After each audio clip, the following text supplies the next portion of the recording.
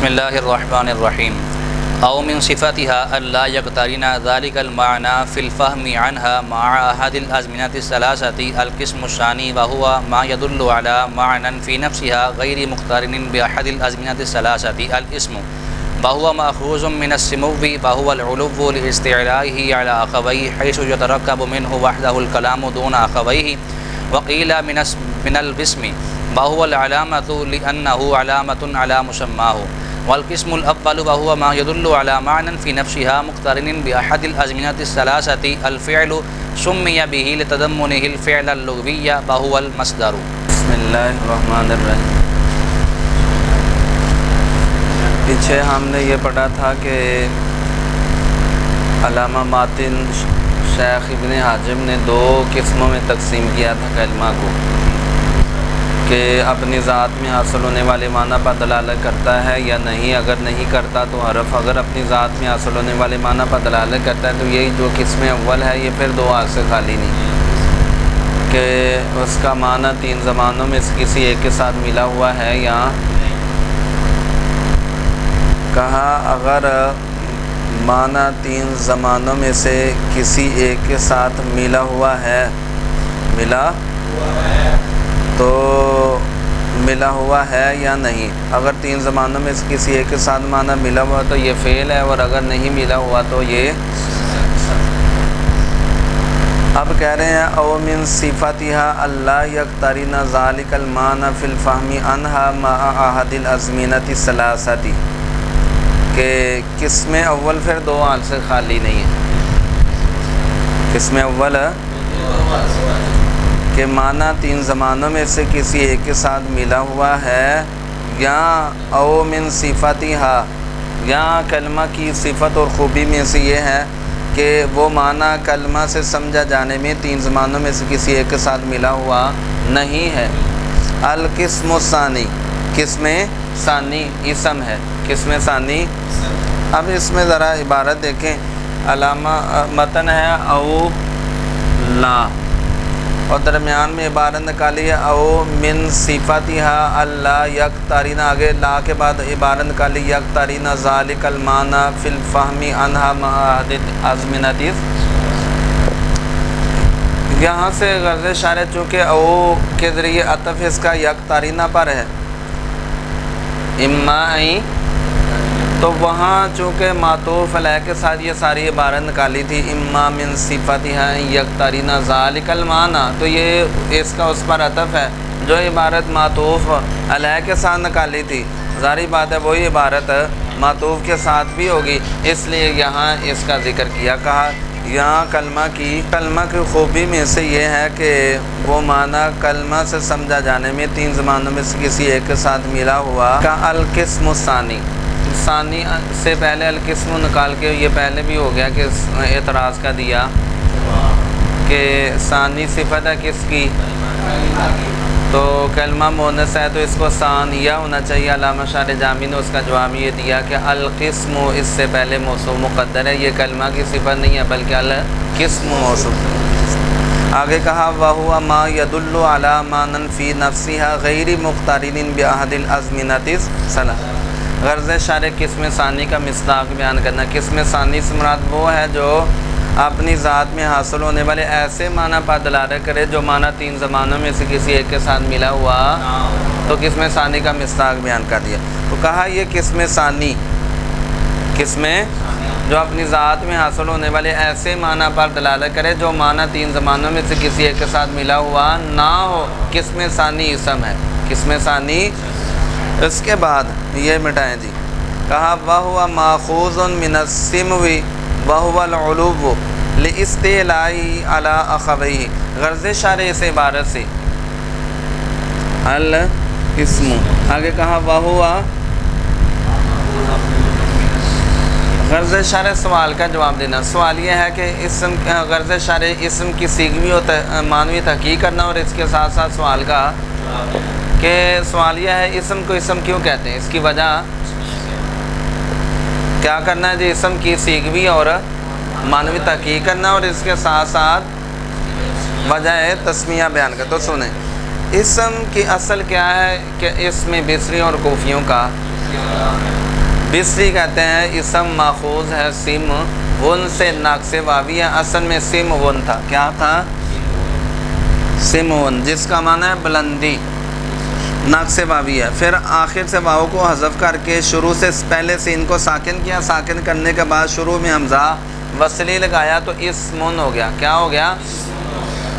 چلو، اور اس کا معنی کیا ہے؟ بلندی۔ اب اسم کو اسم کیوں کہتے ہیں؟ بصری کہتے ہیں اسم کو اسم اس لیے کہتے ہیں کہ اسم بھی اپنی دونوں قسیموں پر یعنی فعل اور حرف پر کیا ہوتا ہے؟ بلند ہوتا ہے۔ یہ کیا ہوتا ہے؟ چلیے جی دیکھیں، اور اسم ماخوذ ہے سم ون سے، اور جس کا وہ بلندی ہے، یعنی جس کا معنی کیا ہے؟ بلندی۔ لاستیلائہ، اسم کے بلند ہونے کی وجہ سے، اس کے علی اخوی، اپنے دونوں بائیوں پر یعنی فعل اور حرف پر۔ تو اسم کو اسم اس لیے کہتے ہیں کہ یہ بھی اپنی دونوں قسیموں پر کیا ہوتا ہے؟ بلند ہوتا ہے، فعل اور حرف پر۔ آگے دیکھیں، حیث یترکب منہ وحدہ الکلام، غرض اشارہ جامی یہاں سے جو بلندی ہے نا اس کی کیفیت کو بیان کرنا ہے۔ اسم فعل اور حرف سے کیا ہوتا ہے؟ بلند ہوتا ہے، بلندی کی کیفیت کو بیان کرنا ہے۔ ایسا نہیں ہے کہ یہ اسم چھت کے اوپر ہوتا ہے اور فعل اور حرف زمین پر ہوتے ہیں، یہ بلندی کا معیار۔ یہاں بلندی کی کیفیت یہ ہے کہ جو اسم ہے نا، اکیلی نوع اسم، اکیلی اس سے کلام بنتا ہے۔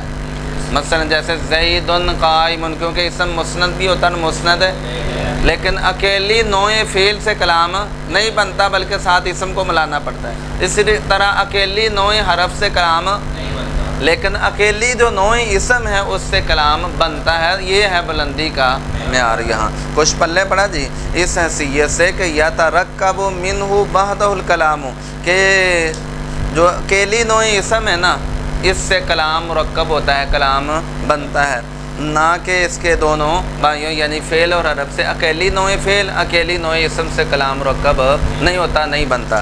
اچھا، اس کے بعد وکیل من الوسم سے غرض اشارہ جامی کوفیوں کے مذہب کو بیان کرنا ہے۔ کوفی کہتے ہیں اسم بنا کس سے؟ وسمن سے، جس کا معنی ہے علامت، اور اسم کو بھی اسم اس لیے کہتے ہیں کہ یہ اپنے معنی پر کیا ہوتا ہے؟ اپنے مسمى پر علامت ہوتا ہے۔ اچھا، یہ کہتے ہیں یہ مثال واوی تھا، اصل میں وسمن تھا، کیا تھا؟ شروع سے واو کو حذف کر کے شروع میں حمزہ وصلی داخل کیا تو کیا ہو گیا؟ اسمن۔ چلیے، تو یہ اسم کی سیغوی اور معنوی تحقیق بھی ہو گئی کہ یہ اسم جو ہے یہ سیمون سے ہے، بصریوں کے نزدیک ناقص واوی، اور کوفیوں کے نزدیک وسمن سے ماخوذ ہے، مثال واوی ہے۔ اور پھر اس اعتبار سے اگر سیمون سے ہو تو اس کا معنی بلندی، اور اسم کو بھی اسم اس لیے کہتے ہیں کہ یہ دونوں قسموں پر کیا ہوتا ہے؟ بلند ہوتا ہے، اپنی دونوں قسموں پر۔ اور کوفیوں کے نزدیک وسمن، وسمن کا معنی علامت، اور اسم کو بھی اسم اس لیے کہتے ہیں کہ یہ اپنے مسمى اور مدلول پر کیا ہوتا ہے؟ علامت ہوتا ہے۔ اس کے بعد دیکھیں جی، والقسم الاول، یہاں بھی وہی سوال ہے کہ اول صفت ہے کلمہ کی تو الاولی ہونا چاہیے، تو اس کا جواب یہ دیا یہ صفت کلمہ کی نہیں ہے بلکہ القسم موصوف مقدر کی۔ وَهُوَ مَا يَدُلُّ عَلَى مَعْنًى فِي نَفْسِهِ مُقْتَرِنٍ بِهَذِهِ الْأَزْمِنَةِ الثَّلَاثَةِ سے غرض اشارہ جامی قسم اول کا مصداق بیان کرنا ہے۔ قسم اول کا، قسم اول وہ جو اپنی ذات میں حاصل ہونے والے معنی پر دلالت کرے، ایسے معنی پر جو معنی تین زمانوں میں سے کسی ایک کے ساتھ ملا ہوا، تو کہتے ہیں اس قسم اول کو کیا کہیں گے؟ فعل کہیں گے، الفعل۔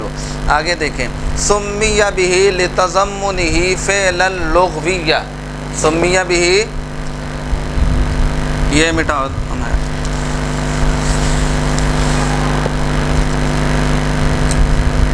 القسم الاول الفعل۔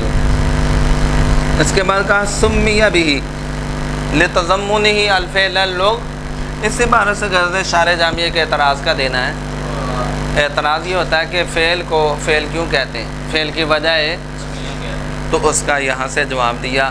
بات یہ ہے کہ جو فعل اصطلاحی ہے نا، نحویوں کی اصطلاح میں جو فعل ہے، نحویوں کی یہ فعل اصطلاحی یہ متضمن ہے کس کو؟ فعل لغوی کو۔ تو اس فعل اصطلاحی کے فعل لغوی کو متضمن ہونے کی وجہ سے فعل کو کیا کہا جاتا ہے؟ فعل کہا جاتا۔ اب اس کی تفصیل دیکھیں، اس کی دیکھیں، نحویوں کے اصطلاح میں فعل ہے مثلا ضرب، بول دیکھیں ادھر دیکھیں جی، نحویوں کے اصطلاح میں فعل کیا ہے؟ ضرب۔ اس کا معنی کیا بولیں؟ اس کے اندر ایک معنی مصدری ہے، معنی ہے ٹھیک ہے، دوسرا زمانہ، اور تیسرا نسبت الال۔ اب نحویوں کے اصطلاح میں جو فعل اصلاحی ہے یہ 3 چیزوں پر مشتمل ہوتا ہے۔ کتنی چیزوں پر؟ ان میں ایک کیا ہے؟ معنی مصدری، معنی، تو یہ فعل اصلاحی اس فعل لغوی کو متضمن ہے۔ لغتاً فعل کس کو کہتے ہیں؟ فعل یفعل فعلا، فعل کا کیا معنی ہے؟ کرنا، اور کرنا کیا ہے؟ مصدر۔ تو لغتاً فعل کیا ہوتا ہے؟ مصدر ہوتا ہے۔ لغتاً فعل کیا ہوتا ہے؟ مصدر ہوتا ہے۔ تو فعل اصلاحی اس فعل لغوی پر کیا ہے؟ مشتمل، یعنی فعل اصلاحی کی 3 جزوں میں سے ایک جز کیا ہے؟ مصدر ہے۔ تو فعل اصلاحی چونکہ مشتمل ہے کس پر؟ فعل لغوی پر۔ فعل لغوی اس کی جزوں میں سے ایک جز ہے، تو اس ایک جز کی وجہ سے اس کل کو فعل کہہ دی۔ وہ ایک جز فعل ہے تو کل کو کیا کہہ دیا؟ فعل کہہ دیا۔ اس کو کہتے ہیں تسمیۃ الکل باسم الجز، کہ جز کے نام پر کل کا جو جز کا نام تھا، جز کیا ہے؟ فعل، لغتاً مصدر، سمجھ آ گئی؟ تو کل کو کیا کہہ دیا گیا؟ فعل کہہ دیا گیا۔ کچھ پلے پڑا کہ نہیں؟ جس طرح بقرہ ایک جز ہے، اس ایک جز پر کل کا نام سورۃ البقرہ۔ عنکبوت ایک جز ہے، اس جز کے نام پر کل کا نام۔ اسی طرح نمل ایک جز ہے، اس کے نام پر پورے کل کا نام۔ اسی طرح فعل اصلاحی کے 3 اجزاء میں سے ایک جز ہے مصدر، سمجھ آئی؟ اور لغتاً فعل بھی کیا ہوتا ہے؟ مصدر ہی ہوتا ہے۔ تو اس ایک جز جو فعل ہے اس کی وجہ سے پورے کل کو کیا کہہ دیا گیا؟ فعل کہہ دیا گیا۔ اس کو کہتے ہیں تسمیۃ الکل باسم الجز۔ یہی علامہ شارح جامی نے بیان کیا کہ فعل کو فعل کہتے ہیں اس کے فعل اصطلاحی کے فعل لغوی کو متضمن ہونے کی وجہ سے، اور وہ فعل لغوی کیا ہے؟ مصدر ہے۔ چلیے جی۔